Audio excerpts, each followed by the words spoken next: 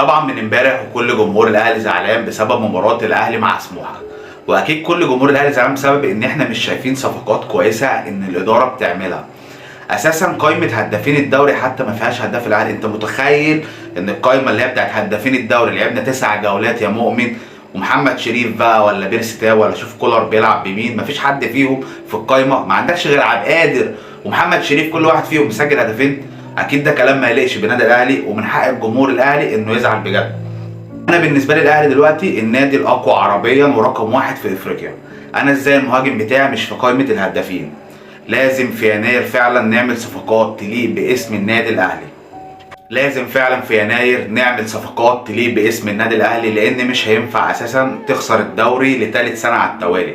يا جماعه انتوا مش واخدين بالكم؟ الاهلي بقاله سنتين بيخسر الدوري وده مش طبيعي. ما تقوليش افريقيا، ماشي، ما احنا بناخد افريقيا ولسه خارجين من اخر نهائي، ولكن الدوري ده خلاص هنخسره عن السنه الثالثه على التوالي بسبب الاستهتار وبسبب ان في لعيبه مش واخده الموضوع بجد في ارض الملعب.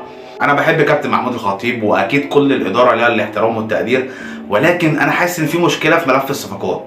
فعلا لازم في يناير نعمل صفقات تليق بالنادي الاهلي، والا السيزون ده هينتهي برده كارثي بالنسبه للاهلي، ولا هتطول افريقيا ولا هتطول الدوري. واحد زي بيرسي تاو مثلا، لعيب كورته حلو على فكره، انا عاجبني بيرسي تاو، ولكن ملوش حظ، اصابات كتير. فانا خلاص واحد زي بيرسي تاو ده اولا همشيه، يبقى كده عندي مكانين الاثنين اجانب، لان انا مش هبص للدوري المصري. مش هنضحك على بعض يا جماعه، الكرة في مصر اصلا يعني رايحه في داهيه، فمفيش اساسا لعيب في مصر انا شايفه يليق يلبس تيشيرت النادي الاهلي. فانت دلوقتي لما تمشي بيرسي تاو بقى عندك مكانين الاجانب، هات لي صفقتين محترمين يليقوا بالنادي الاهلي.